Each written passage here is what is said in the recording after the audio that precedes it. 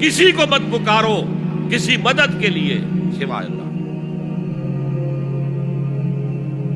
وَأَنَّ الْمَسَاجِدَ لِلَّهِ فَلَا تَدْعُوا مَعَ اللَّهِ أَحَدًا، اللہ کے ساتھ، یعنی ایک تو یہ کہ اللہ کو چھوڑ کر کسی کو پکارنا، ایک ہے اللہ کے ساتھ پکارنا، اللہ کو بھی پکارنا اوروں کو بھی پکارنا۔ بدترین شرک ہے دعا اللہ کے لیے، ندا اللہ کے لیے۔ اس کا بھی ذرا میں تجزیہ کر دوں آپ۔ دیکھیے، ایک ہے عام مادی قوانین دنیا کے جو ہے اس کے تحت کسی سے مدد چاہنا، بھائی ذرا مجھے پانی پلا دینا، یہ بھی آپ نے مدد چاہیے ہے نا۔ حضور کے بارے میں تو آیا ہے کہ آپ اتنے خوددار تھے صلی اللہ علیہ وسلم کہ اگر سواری پر ہوتے تھے اور آپ کا گھوڑا نیچے گر جاتا تھا تو کسی سے یہ نہیں کہتے تھے کہ یہ گھوڑا مجھے اٹھا کے دے دو، بلکہ خود سواری سے اتر کر گھوڑا اٹھاتے تھے۔ تو یہ جو قانون مادی ہے اس کے تحت مدد مانگنا کوئی بری بات نہیں ہے، کوئی غلط بات نہیں۔ ماورائی اعتبار سے، غیبی اعتبار سے کسی سے مدد مانگنا کسے باشد کوئی ہو، شرک فی الدعا۔ ان المساجد للہ فلا تدعوا مع اللہ احد۔ ایک ہے استعارتن اقبال کہتا ہے ہمالا اے فصیل کشور ہندوستان، تو یہ خطاب بالکل ایک استعارہ سا ہے۔ اسی معنی میں مولانا حالی نے اپنی مسدس کے اختتام پر جو مناجات لکھی ہے، اے خاصہ خاصان رسول وقت دعا ہے، امت میں تیری آ کے عجب وقت پڑا ہے۔ وہ دی جو بڑی شان سے نکلا تھا وطن سے، پردیس میں وہ آج غریب الغربا ہے۔ تو اس معنی میں اس لفظ استعمال ہو جائے تو اس پر بہت زیادہ الرجک بھی نہیں ہونا چاہیے،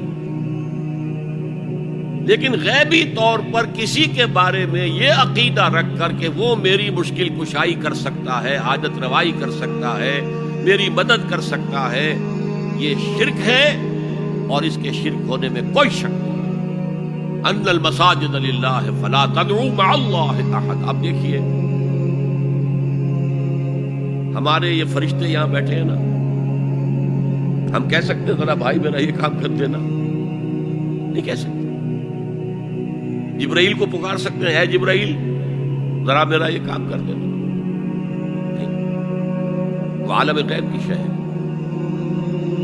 کسی ولی اللہ کی روح کو پکار کر کہنا کہ میری یہ مشکل دور کر دے، نہیں۔ اللہ سے کہیں، اللہ کو پکارے، اللہ جس کے ذریعے سے چاہے آپ کی ضرورت پوری کر دے۔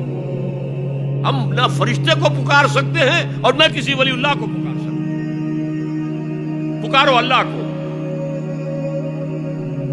قال ربكم ادعوني استجب لكم ان الذين يستكبرون عن عبادتي سيدخلون جہنم داخرین۔ تمہارا رب کہتا ہے مجھے پکارو، مجھ سے مانگو، میں تمہیں دوں گا، تمہاری دعا سنوں گا، قبول کروں گا۔ اور جو بربنائے تکبر مجھ سے نہیں مانگتے وہ جہنم میں داخل ہوں گے، ذلیل و خوار ہوں گے۔ حضور نے ایک بات مجھے متن یاد نہیں ہے، بہت پیاری فرمائی، دیکھو انسانوں سے تم مانگتے ہو کچھ تو ایک دفعہ تو اس کے ماتھے پر، تیوری پر بل پڑ ہی جاتا ہے، یہ کیوں میرے سامنے ہاتھ سوال کیا، کیوں مجھے سے مانگ رہا ہے، چلیے بعد میں کچھ وہ دے ہی دے، ناگوار گزرتا ہے۔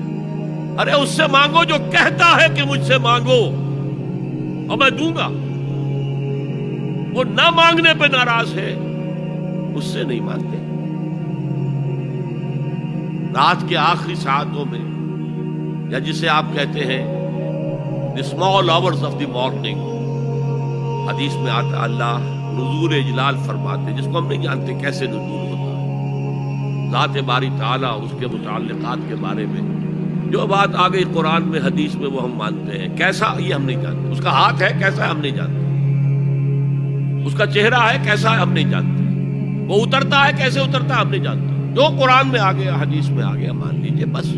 باقی یہ متشابہات میں سے ہے، اس کی کھود کرید میں پڑو گے تو فتنے میں مبتلا ہو جاؤ گے، ابتغاء الفتنۃ وابتغاء تاویلہ۔ لہذا حدیث میں آتا ہے کہ رات کی آخری ساعتوں میں اللہ سمائے دنیا تک نزول فرماتے ہیں، اور پھر ندا لگتی ہے حل من سائل فاعطیہ، ہے کوئی سوال کرنے والا مانگنے والا کہ میں اسے دوں؟ حل من مستغفر فاغفر لہ، ہے کوئی گناہوں کی معافی چاہنے والا کہ میں اسے معاف کر دوں؟ ہم انڈا غفیل سو رہے ہیں. ہم تو مائل بکرم ہیں، کوئی سائل ہی نہیں. راہ دکھلائیں کسے؟ رہنم منزل ہی نہیں. راہ کسے دکھا؟